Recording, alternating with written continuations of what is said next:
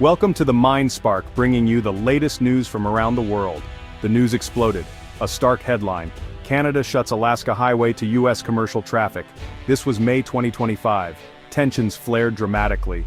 Days earlier, a familiar thunderclap from Washington. President Trump, ever the protectionist, had spoken. He announced steep new tariffs, harsh duties. Canadian lumber faced renewed, punishing pressure. Even maple syrup, Canada's sweet pride, was hit hard. The tariffs were Trump's signature move. He claimed unfair Canadian trade practices. Lumber subsidies were an old complaint, revived. The syrup industry, a smaller target, felt symbolic. This was economic nationalism in action. It was a direct challenge to Ottawa. The move disregarded recent trade understandings. International norms seemed to matter little. Canada's reaction was swift and strong. Prime Minister Justin Trudeau condemned the tariffs. He called them unjustified and unacceptable. Ottawa promised a firm, reciprocal response. This was not the first trade skirmish, but this time felt different, more dangerous. Crucible of war. World War II raged. Pearl Harbor was attacked. Alaska seemed vulnerable, isolated, exposed. A land route became it had to pass through Canada. A monumental feat of engineering was envisioned. Its construction symbolized U.S.-Canada cooperation, a powerful alliance. They battled frozen ground, mountains, and muskeg. The highway was pushed through in record time, less than 9 months. An incredible achievement. Nature's formidable resolve. After the war, its importance only grew. The highway became vital for Alaska's development. It was the primary artery for goods and supply. Canada's countermove was stunning and audacious. It was a direct, forceful reply to U.S. tariffs. Ottawa announced the suspension, carefully worded. U.S.-bound commercial traffic on the Alaska highway halted. Personal vehicles were, for now, exempt. This was a calculated, powerful message. Canada would not passively accept economic blows. It showed Ottawa had leverage of its own. The mechanism of the blockade was precise. This was not a full, indiscriminate closure. It targeted U.S. commercial and economic interests. The flow of goods to and from Alaska.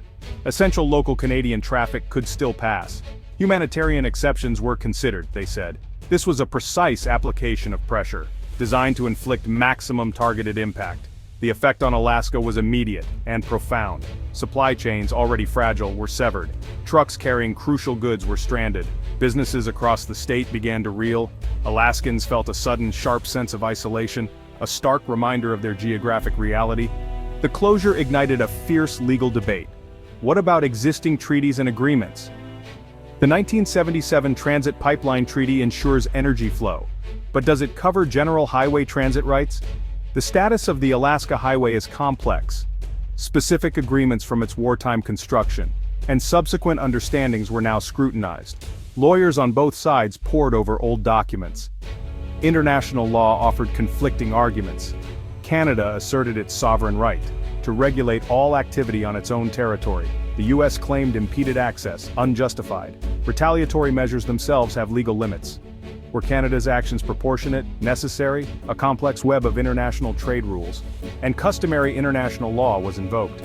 Precedents for such a drastic action are few, especially between such close allies.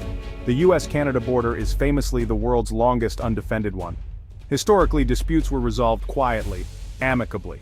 This highway closure marked a startling new low. It signaled a breakdown in traditional diplomacy. International legal experts debated the justifications. The implications were chilling for all. The role of dispute settlement bodies was unclear. Economic tremors, Alaska's isolation. The economic shockwaves hit Alaska hard. Trucks laden with goods were stopped in their tracks. Perishable foods began to spoil. Vital supplies dwindled. Construction materials were suddenly unavailable, delayed indefinitely. This triggered immediate inflationary pressures in Alaska. The cost of everything started to climb. Many businesses faced the grim prospect of ruin. Their survival depended on the highway's flow. Key Alaskan industries felt the impact acutely. The summer tourism season was under threat. Bookings canceled. Visitors unable to drive north. Mining operations reliant on shipped equipment faltered. The fishing industry's complex supply lines were cut. Alaska's profound dependence on the highway was laid bare. Its unique geography made it exceptionally vulnerable. A single point of failure now catastrophically failed. The human cost began to mount quickly.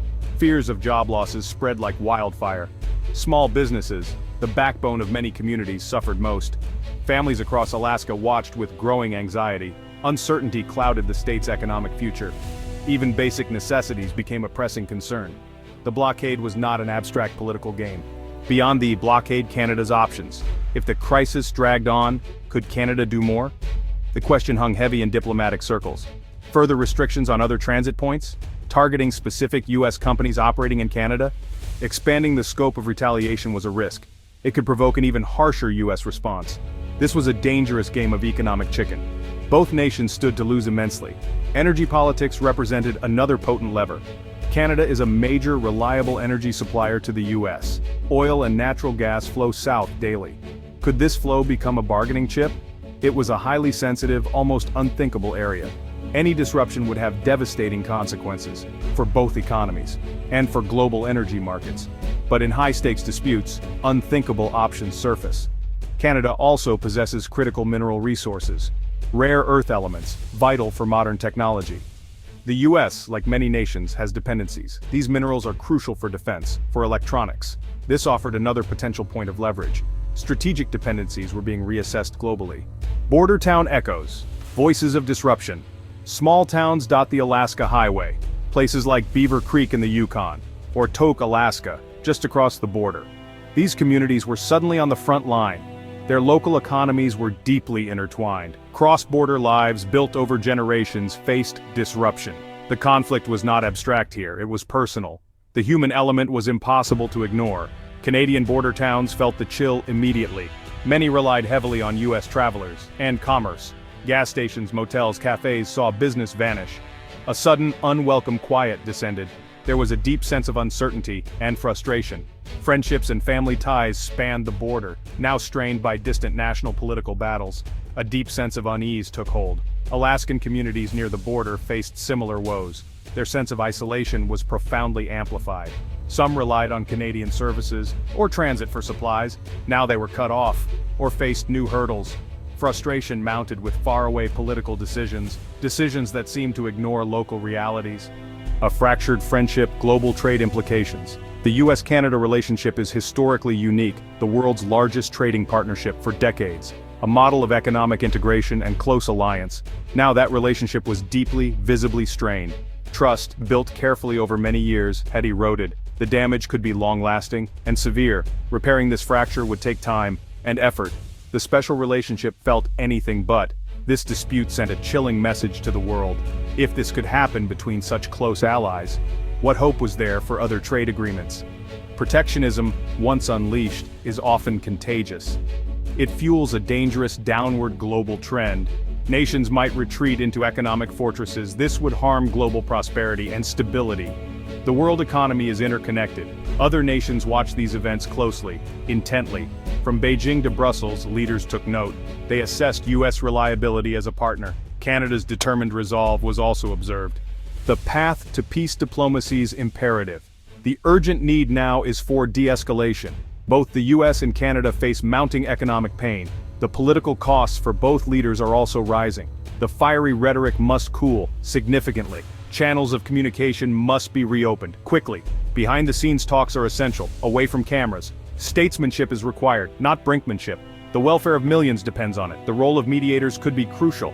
Perhaps a neutral third party, mutually respected, or elder statespersons from either nation. Quiet diplomacy is often the most effective. Rebuilding trust will be a step-by-step process. It requires patience and a willingness to compromise. Both sides must want a solution, more than a victory. The current standoff serves no one's long-term interest. Finding a face-saving solution is paramount. The initial U.S. tariffs must be reviewed or rescinded. Highway access must be fully restored, promptly. A package deal could address underlying grievances. Section 10, the economic toll. As the blockade drags on, its ripple effects are felt across both nations. Unseen yet profound. The lifeblood of commerce is severed. Businesses on both sides suffer daily, shelves grow empty, jobs are lost, small businesses, the backbone of economies, face ruin. The trucking industry is hit hard. The flow of goods grinds to a halt. Farmers in the Midwest can't get their produce to market, perishable goods spoil, thousands of livelihoods hang in the balance. The auto industry, heavily reliant on cross-border supply chains, is in turmoil. Factories face shutdowns, workers face layoffs, the costs are staggering, billions in economic output, wiped away, families feel the pinch, prices rise, inflation creeps in, consumers pay the price, the longer the standoff, the deeper the scars, investors grow wary, markets react, stock prices tumble, the uncertainty is palpable, the global economy feels the tremors, trade partners watch anxiously, the stakes are high, the economic toll is a stark reminder, diplomacy cannot wait, the cost of inaction is too great, the urgency for resolution grows by the day, the path to peace is not just political, it is economic, for the prosperity of both nations, and the stability of the world economy. Time is of the essence. The economic toll is a clarion call for action now. Environmental fallout. Beyond the economic devastation, the blockade brings unforeseen environmental consequences. Freight trucks, once a steady stream, now idle at borders. Engines rumble, polluting the air. Carbon emissions spike. The skies grow hazy over border towns. Air quality deteriorates. Residents breathe in the consequences. For centuries, the relationship between Canada and Alaska has been a tale of cooperation and mutual dependence. In the early 20th century, the construction of the Alaska Highway during World War II marked a significant milestone. This vital roadway, built through rugged terrain, symbolized unity in the face of adversity. The Klondike Gold Rush of the late 1800s saw thousands traverse Canadian lands to reach Alaskan riches, fostering early connections. Trade routes blossomed, and the shared wilderness brought about joint conservation efforts, preserving the pristine landscapes both regions cherish. Yet, history wasn't without its tensions. Boundary disputes and resource management issues occasionally strained relations. But through diplomacy and dialogue, Canada and Alaska have consistently found paths to resolution. Understanding this rich history offers insight into the current crisis. It underscores the importance of maintaining the bonds that have weathered both prosperity and hardship. As the blockade endures, these historical ties remind us of the resilience and cooperation that have defined Canada-Alaska relations for generations. The blockade's impact extends far beyond economic and environmental concerns, delving deep into the political arena. The sudden disruption has ignited a firestorm of debates within both Canadian and Alaskan governments. Politicians are thrust into the spotlight, pressured to take swift and decisive action. For Canada, the blockade has become a litmus test for leadership, with opposition parties seizing the opportunity to criticize the current administration's handling of the crisis. In Alaska, the blockade has intensified calls for greater autonomy and self-reliance. State legislators argue for more robust infrastructure and alternative trade routes that would insulate Alaska from future disruptions. The federal government faces increasing demands to intervene, balancing state interests with national policies. Internationally, the blockade has strained diplomatic relations. Allies and trade partners are closely monitoring the situation, evaluating their own dependencies and vulnerabilities. The blockade has become a focal point in broader discussions about global trade security and the need for resilient supply chains. As political leaders navigate this complex landscape, the decisions they make will reverberate for years to come. The stakes are high and the path forward remains uncertain. The blockade has not only disrupted daily life but also challenged the very foundations of political stability and cooperation. In the midst of political turmoil and economic uncertainty, the true impact of the blockade is most profoundly felt by the everyday residents of Alaska and Canada. Their stories offer a poignant glimpse into the human side of this crisis. Resident 1, Alaska.